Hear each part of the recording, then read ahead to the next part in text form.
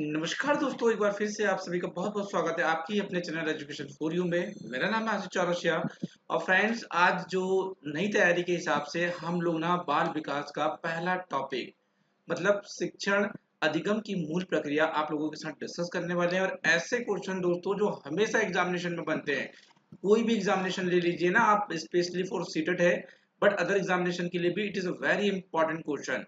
शर्त यह है कि वीडियो पूरा देखना है और वीडियो को लाइक भी करना है। तो चलिए जल्दी से स्टार्ट करते हैं आज का हमारा वीडियो। देखिए पहला टॉपिक दोस्तों यहाँ पर, और आज का हमारा पहला क्वेश्चन, और it is a very important. मनोविज्ञान ने शैक्षिक दृष्टि से बाल विकास को कितने भागों में बांटा है? तो दोस्तों आपको बता दूं यहाँ पर जो शैक्षिक दृष्टि की अगर हम बात करें ना, तो तीन तीन अवस्थाओं में शिक्षा मनोविज्ञान ने बाल विकास को बांटा हुआ है। कहते हैं पहला जो है शिशावस्था है, दूसरा बाल अवस्था है, तीसरा किशोर अवस्था है। शिशावस्था की जो अवधि होती है ये मानी जाती है 0 से 6 वर्ष तक मानी जाती है। बाल अवस्था की जो मानी जाती है 6 से 12 वर्ष मानी जाती है। और जो किशोर अवस्था होती है दोस्तों वो मानी जाती है यहाँ पर 12 से 18 वर्ष तक ये मानी जाती है। तो ये ना चीजें आप लोग नोट डाउन कर लें क्योंकि ना इंपॉर्टेंट है। दूसरा इंपॉर्टेंट क्वेश्चन बनता है समाजीकरण। ठीक है, समाजीकरण क्या होता है दोस्तों? जब एक ऐसी प्रक्रिया है ना जब बच्चा क्या होता है, सामाजिक प्राणी बनना चालू कर देता है। ठीक है, समाज के नियमों को रीति रिवाजों को ना पालन करने लग जाता है, तो उसे हम समाजीकरण कहते हैं। और समाजीकरण प्रारंभ कब होता है? तो दोस्तों वो होता है ना शिशुअवस्था के दौरान। शिशुअवस्था के दौरान जो होता है समाजीकरण प्रारंभ हो जाता है। अगला क्वेश्चन, नवजात शिशु के कद की ऊंचाई कितनी होती है? लगभग 19.5 इंच। इंच यहाँ पे लिखा नहीं हुआ है पर आपको बता दूं इंच में ही है ये। जो नवजात शिशु होता है 19.5 इंच की उसकी लंबाई होती है। अगला क्वेश्चन, एक नवजात शिशु का भार कितना होता है? तो दोस्तों यहाँ पर ना नवजात शिशु का जो भार होगा वो अगर हम पाउंड में देखें तो 7 पाउंड के आसपास होता है। अगर मैं इसे किलो में आपको कहने के लिए कहूँ ना तो लगभग 3 किलोग्राम के आसपास होगा, 3 केजी के आसपास एक नवजात शिशु का वेट होगा। क्लियर है सभी को? चलिए अगला क्वेश्चन देखिए, it is a very important question, बहुत सारे एग्जामिनेशन में बना है दोस्तों ये। शिशावस्था को सीखने का आदर्श काल किसने कहा है? तो ये है वैलेंटाइन। वैलेंटाइन ने शिशावस्था को सीखने का आदर्श काल माना है। It is a very important, ध्यान रखना। सबसे तेज शारीरिक विकास कब होता है? तो वो होता है दोस्तों शिशावस्था में। विकास प्रक्रिया होती है तो आपको पता है विकास जो होता है जब बच्चा गर्भ अवस्था में होता है ना तभी विकास प्रारंभ हो जाता है। तो ये गर्भ अवस्था से लेकर ना पूरे जीवन भर चलते रहता है, मृत्यु पर्यंत ही जो होता है विकास रुकता है।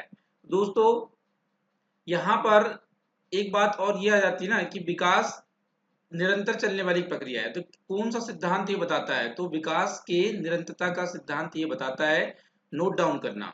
शेषावस्था में वृद्धि कैसी होती है? भाई बहुत तीव्र वृद्धि होती है शेषावस्था की। अगर मैं बात करूं तो जन्म से किशोर अवस्था तक की गतिविधियों को के अध्ययन को हम क्या कहते हैं? तो इसकी जो जन्म से किशोर अवस्था तक मतलब 18 वर्ष तक का जो गतिविधियों का अध्ययन है उसे हम ना बाल मनोविज्ञान कहते हैं।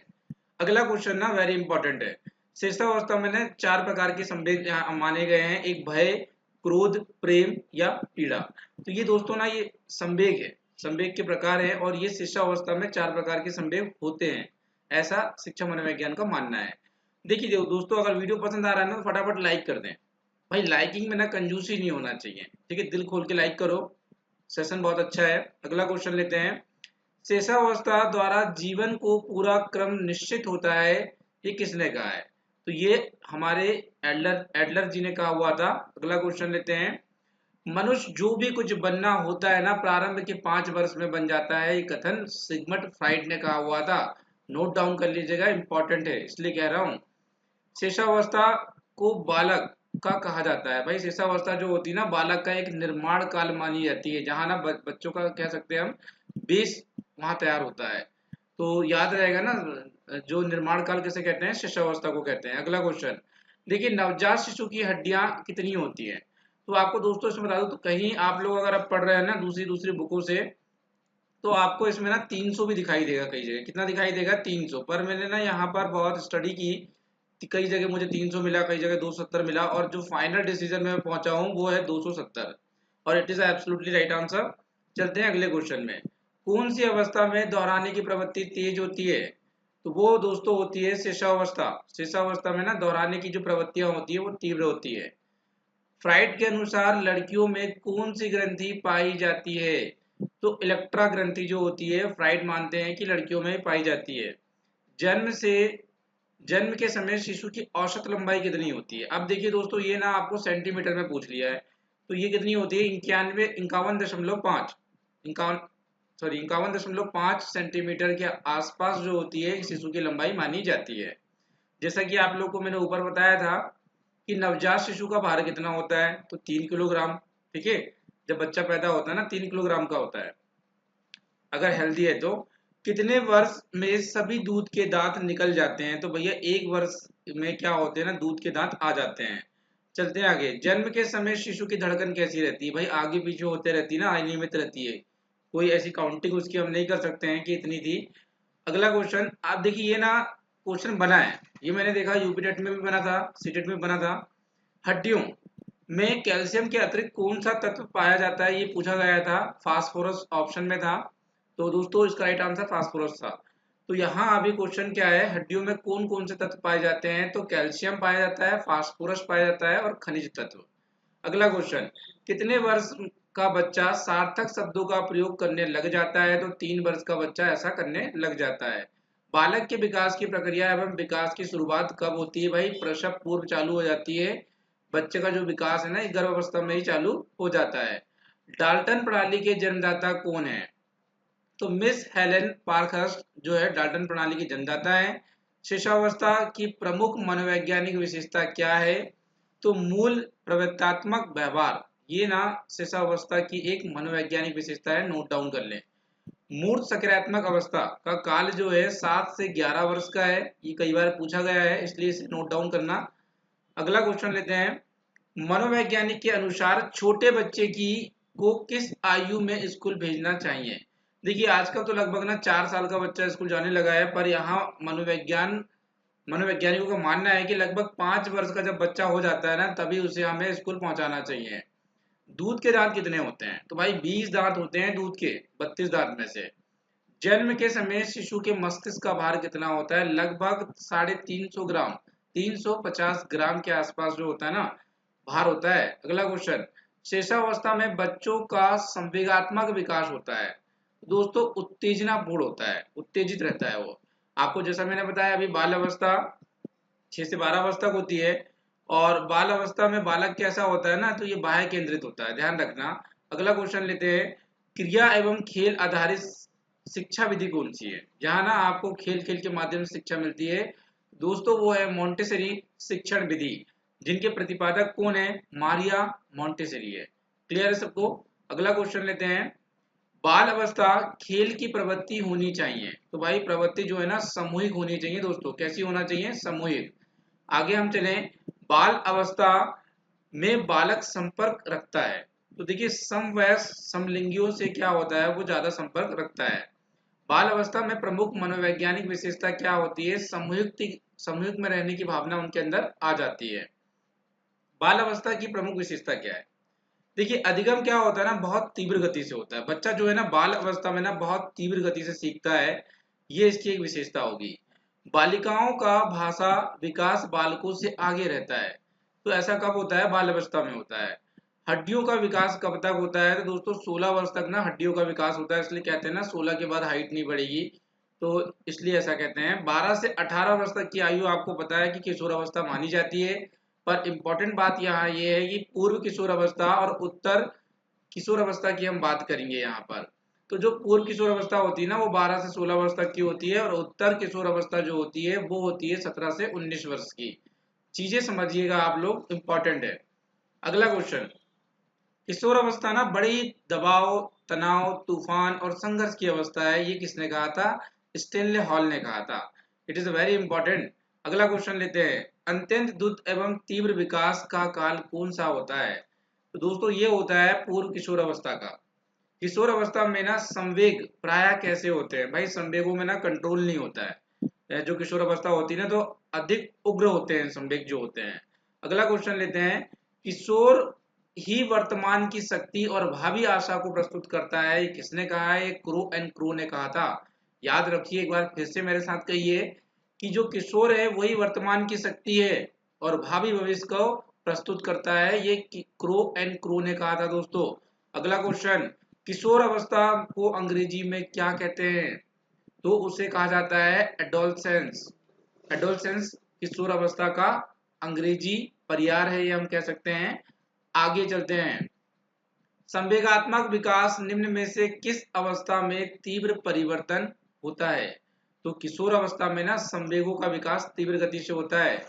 सामाजिक व्यवस्था में परिपक्वता किस काल में आती है? तो भाई सामाजिक व्यवस्था की अगर आप बात कर रहे हो ना, तो किशोर अवस्था होती है जहां पर क्या होती है ना, परिपक्वता आती है। आगे हम चले, ये देखिए हमारे दोस्त आ गए हैं यहाँ पर एंटीवायरस, चलिए इसे हटाते हैं। किशोर अवस्था की विशेषता को सर्वोत्तम रूप से व्यक्त करने वाला एक शब्द क्या है? तो देखिए यहाँ पर ना परिवर्तन। और आपको बता दूं दोस्तों, यहाँ पर जो किशोर अवस्था होती है ना, उसकी एक बहुत बड़ी समस्या होती है समायोजन की। ये क्वेश्चन पूछा गया था। अगला क्वेश्चन लेते हैं। किशोर अवस्था की प्रमुख मनोवैज्ञानिक विशेषता कौन सी होती है? तो जो पूर्ण संवेगात्मक विकास के कारण क्या होता है, स्थायित्व एवं समायोजन का अभाव होता है। ये इसकी विशेषता रहेगी। अगला लेते हैं, किशोर अवस्था की प्रमुख विशेषता क्या नहीं है? देखिए संचय की प्रवृत्ति हम कह सकते हैं, जो उसकी विशेषता नहीं है। संवेग का अर्थ क्या होता है? तो संवेग क्या होता है दोस्तों, जो उत्तेजना हो रही है ना, आपके भाव की उथल पुथल हो रही है, आपके अंदर जो विचार आ रहे हैं, भय, क्रोध, है ना, प्रेम, ये आदि जो आ रहे हैं ना, ये आज संवेग है। चलिए आगे लेते हैं। किस अवस्था में आवेगों की तीव्र स्थिति उत्पन्न होती है? तो दोस्तों वो होती है किशोर अवस्था में। आगे चलें। शक्ति तथा संवेदनशीलता अवलोकन, प्रत्यक्षीकरण, स्मृति, ध्यान, कल्पना, चिंतन, बुद्धि, तर्क आदि में वृद्धि होना क्या है? अब देखिए आपकी, थोड़ा आप सोचिए, आपकी कल्पना बढ़ रही है, आप में चिंतन शक्ति बढ़ रही है, आप तर्क कर पा रहे हो, भाई आपका ना मानसिक विकास हो गया है। क्या हो गया है दोस्तों? मानसिक विकास हो गया है। आगे, शिशु में ना भय, क्रोध जैसे संवेग कब जन्म लेते हैं? तो लगभग ना 1 वर्ष में ऐसे जो संवेग है शिशु के अंदर आ जाते हैं। गर्भ अवस्था के संदर्भ में कौन सा कथन सही नहीं है यहाँ पे कह रहे हैं? तो देखिए गर्भ अवस्था में ना विकास बहुत मंद गति से होता है, भाई ये बिल्कुल गलत है। बहुत तीव्र गति से विकास होता है। विकास कभी ना समाप्त होने वाली प्रक्रिया है। ये कौन से सिद्धांत से संबंधित है? तो ये निरंतरता का सिद्धांत से संबंधित है। और देखिए it is a very important question. खिलौने की आयु किसे कहा जाता है? तो पूर्व बाल अवस्था को खिलौने की आयु कहा जाता है। विकास का अर्थ क्या है? परिपक्वता एवं अनुभव के फलस्वरूप होने वाले परिवर्तन की श्रृंखला को आप विकास कहते हैं। क्या कहते हैं दोस्तों? विकास कहते हैं। अगला क्वेश्चन, मनोविज्ञान के अनुसार बाल विकास की सबसे जटिल अवस्था कौन सी होती है? भाई किशोर अवस्था बहुत गहन जटिल अवस्था है ये। अगला क्वेश्चन लेते हैं। वह अवस्था जिसमें ना शर्म और गर्व जैसी भावनाएं आती है। तो दोस्तों बाल अवस्था, और इम्पोर्टेंट है, सभी लोग लिख ले, इसे तुरंत लिखें, ठीक है। शर्म और गर्व जैसी भावना जो होती है कब आती है? वो बाल अवस्था में आती है। शेषावस्था की विशेषता क्या नहीं है ना? चिंतन प्रक्रिया। शिशुअवस्था में क्या होता है? बच्चा ना चिंतन के काबिल नहीं होता है, ठीक है, उसके अंदर चिंतन जैसी क्वालिटीज नहीं आती हैं।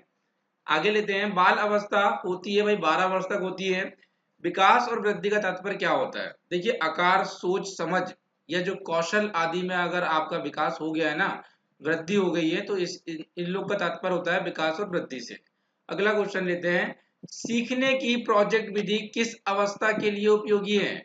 तो दोस्तों जो प्रोजेक्ट विधि होती है, ये बाल अवस्था के लिए, पूर्व बाल अवस्था के लिए, किशोर अवस्था के लिए, तीनों ही अवस्थाओं के लिए it is a very important. आगे लेकर चलें आपको। बच्चों के विकास के शीर्षक सिद्धांत के अनुसार सत्य कथन क्या है? भाई ये मानता है यहाँ पर कि बच्चों का जो विकास होता है ना, वो सिर से पैर की तरफ होता है।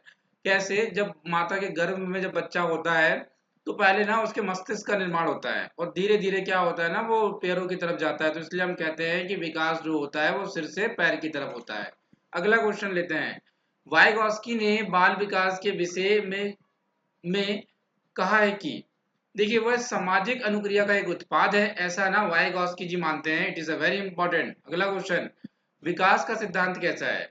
भाई सभी की विकास की दर जो है ना समान नहीं होती है, बिल्कुल, पर क्या होता है ना, विकास का क्रम समान होता है, ठीक है, दर समान नहीं होती, ध्यान रखना है इस बात का। मानव विकास के क्षेत्रों में विभाजित किया जा सकता है। तो देखिए शारीरिक, संज्ञानात्मक, संवेगात्मक और सामाजिक, इन क्षेत्रों में ना मानव विकास को हम विभाजित कर सकते हैं। विकास के किस काल को अतिरिक्त दबाव और तनाव का काल कहा गया है? किशोरावस्था है, सभी को पता है। बच्चे अपनी वृद्धि और विकास हेतु कठोर अध्ययन करते हैं, ये मत मैस्लो जी का है। It is a very important question. और देखिए ना ये कुछ एग्जामिनेशन में पूछा भी गया है, इसीलिए मैं आपको बता रहा हूँ, ये आईएमपी क्वेश्चन है दोस्तों। ठीक है, सभी लोग नोट डाउन करें। आगे लेकर चलूँ ना, शिशावस्था की प्रमुख मनोवैज्ञानिक विशेषता क्या है? तो शिशावस्था में क्या होता है दोस्तों? अनुकरण। अनुकरण करने की ना प्रवृत्ति का प्रभाव होता है। ठीक है, बार बार क्या होता है ना, वो अनुकरण करता है। मतलब लोगों को अनुकरण करना क्या होता है? लोगों को देखकर नकल करना, सीखना। जैसे ना बच्चे जो होते हैं अपने पापा मम्मी की नकल करते हैं, बड़े भाई बहन की नकल करते हैं। तो वो क्या होता है, एक प्रकार का अगर हम कहें ना तो अनुकरण प्रवृत्ति का प्रभाव है। चीजें समझ में आई? आगे चलते हैं। देखिए यहाँ पर लेते हैं हम विकास, खालिस्तान से खालिस्तान की ओर होता है। तो दोस्तों आपको बता दूं, जो विकास है ना वो कैसा होता है भाई? सामान्य से विशिष्ट की ओर होता है। ठीक है, किस प्रकार के विकास में एकाग्रता और सृजनात्मकता का संबंध होता है? तो दोस्तों वो होता है ना बौद्धिक विकास। कौन सा विकास होता है? वो बौद्धिक विकास होता है। अगला क्वेश्चन, मानसिक वृद्धि और विकास में महत्वपूर्ण भूमिका निभाता है सीखना और परिपक्वन दोनों ही। बच्चे विकास के सिद्धांत को समझना शिक्षक में सहायता करता है। भाई शिक्षक जो होता है ना, अलग अलग प्रकार की ना अधिगम शैलियां बच्चों को समझकर यूज कर सकता है ना, और उसे अच्छे ढंग से सिखा सकता है। तो ये कहना चाहूंगा दोस्तों यहाँ पर मैं ना, ये बहुत ही ज्यादा इंपॉर्टेंट पॉइंट से आप लोग को ना गागर में सागर भरने वाली बात मैंने यहाँ पे बताई है। और देखिए ये हमारा ना दूसरा टॉपिक तैयार है। अगर आप लोग चाहेंगे, ये वीडियो को पसंद करेंगे, लाइक करेंगे, अपने दोस्तों के साथ शेयर करेंगे, अच्छे व्यूज आया अगर इसमें आते हैं, आप लोगों को ये वीडियो पसंद आता है, ज्यादा आप लोग इसे लाइक करते हैं, तो ये अगला टॉपिक जो दिख रहा है, टॉपिक नंबर 2, वंशानुक्रम और वातावरण, ये भी आपके लिए ला दिया जाएगा। तो जब इस वीडियो को अगर आप देखना चाहते हैं तो कमेंट बॉक्स में जरूर लिखें। Thank you so much for watching this video friends, don't forget to like and share this video. And मिलता हूं आपसे अगले वीडियो में। जब तक के लिए आप देखते रहिए हमारे चैनल की प्लेलिस्ट में जाकर, और फ्री पीडीएफ पाने के लिए हमारा टेलीग्राम चैनल भी ज्वाइन करिए। Thank you.